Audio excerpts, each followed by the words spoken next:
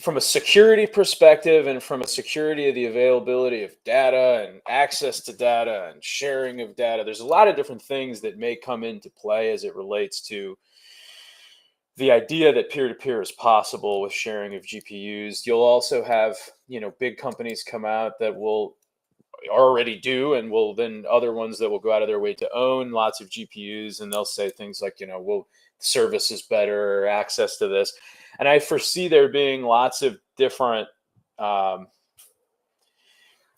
capitalistic scenarios that come into play. But what I think is really important is that we've posed this as a conversation, and that there are different ways it could go. There are different types of ownership of where the power, so to speak, is held. You talked about corporatized AI. We talked about big tech. We talked about decentralized, which could look like being able to distribute private AI to businesses that they can utilize. And the one that we didn't touch on is the idea of decentralized, and then decentralized in terms of the GPUs and the usage of the technology.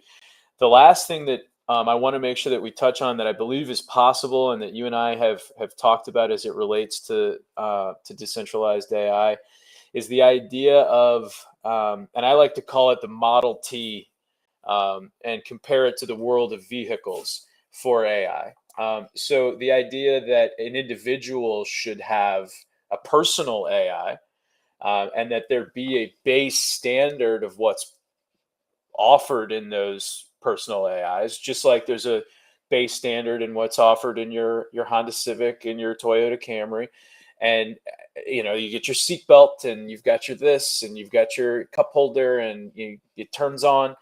And in the same way that there's a expectation of what the minimum is, that then sets the base for the market to then go be competitive, I think there's a large potential for models that can be distributed directly to the individual, that's used inside of the home and used within the self, not necessarily within the self, but within, the parameters of yourself, that maybe does personal security. Maybe it does, all these different things that are necessary, like my grocery list and, my math, and can you check on, add this to my Google Calendar, and all those things that a human has to do, just like a business has to do. I think there's a conversation for it being distributed in that way as well.